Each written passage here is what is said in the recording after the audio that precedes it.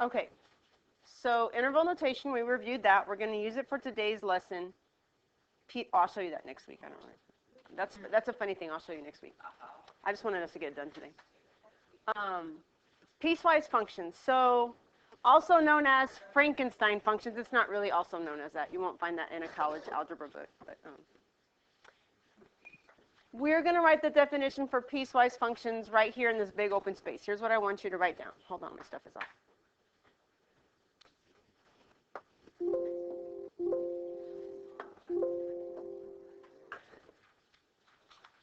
Write this down. A function made from pieces of other functions.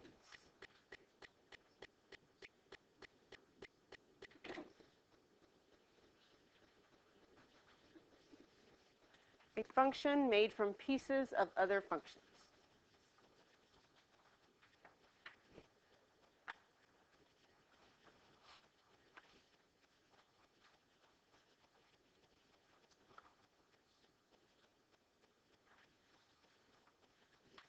We just have two examples to work through.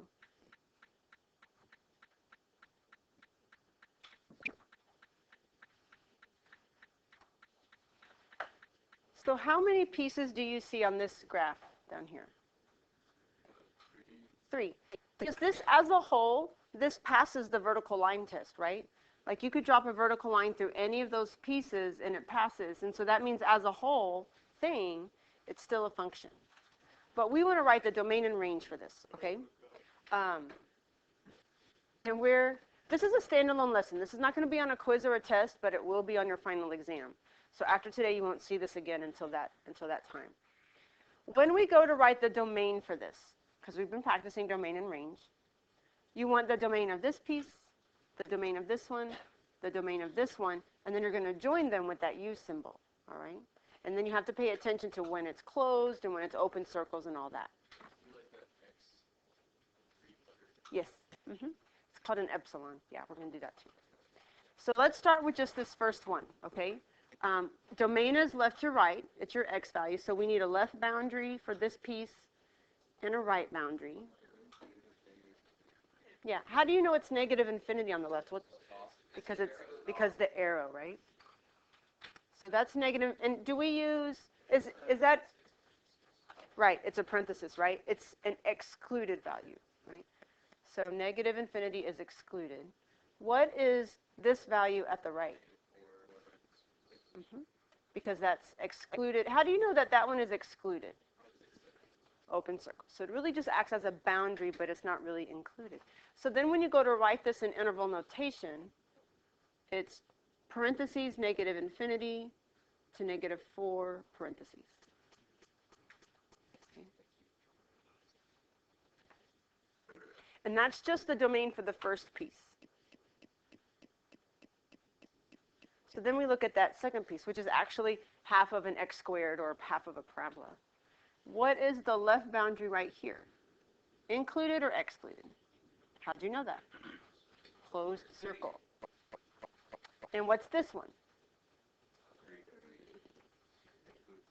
3 included, good, because of the closed circle. 0, 3 with brackets. And then what do I put between them to join them? The U.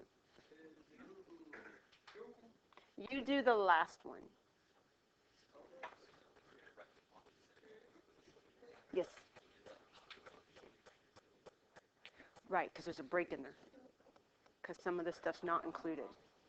How do you know when infinity is excluded or included? Infinity is always excluded. Okay. It will always, because you can't ever actually reach it and include it.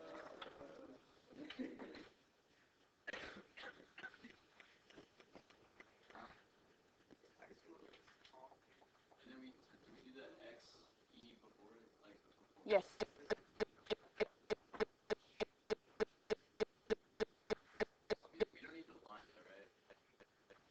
Wait, what? No, we don't. We're not going to use that. That's overkill. That's too much. That's too extra. So then here, this next interval is 6 to infinity. Is 6 bracket or parenthesis? It's got an open circle, so it's a parenthesis. Infinity is always a parenthesis because you can't ever actually get there and include it. And then join those with a U. And because this is a domain, which variable am I using? X. So X is an element of negative infinity to negative 4, or 0 to 3, or 60.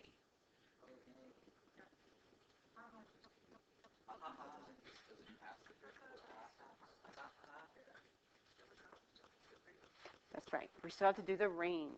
So for the range, you have to switch your brain around. You have to switch directions. Because range is not left to right. What is range? Up and down, right? So first thing I want you to do is figure out, before you figure out anything in the middle, just figure out the lowest value and the highest. What's the lowest for the range? Right? Negative infinity. Wait, can we just do it for like one whole range? Right? We'll see. Well, we'll see. I don't know. We have to decide if it breaks or not. And then what's the highest value? 6, is that included? Yes. Yes. So 6 is included. Infinity is always excluded. So what we have to do now is we might not need any U's. If there's no breaks in the Y, then you don't have to join anything. Okay, so you see how there were breaks in the X, like it skipped from this X to that one? And this skipped from this X, and there was no X in the middle, right? There was no X's there. Well, Y, we have to look at Y separately. There might not be any breaks in the Y. So this doesn't have any, here's something like So watch as I go up, okay? So from here to here, all of these Y values have a point on the graph, right? As I'm going up. And it looks like it stops here. It looks like there's no Y's past that. Well, but on the other graph there is. That's exactly right. So this one stops, but when you keep doing Y's past that, look, there's Y's here. There's Y's all the way up to there. And these Y's happen to overlap, so there's definitely Y's there. So there is no break in the Y values. Because there's no break in the Y values, you don't have to do multiple things with the U. You just say, okay, it is negative infinity to 6. Because there is a Y value somewhere for everything in here. Okay, and then you say, how do you know this is a range? Because I put a Y. That's your indicator that that's the Y values. yeah, 6 is our bracket. Oh, thank you. You're correct. I am wrong.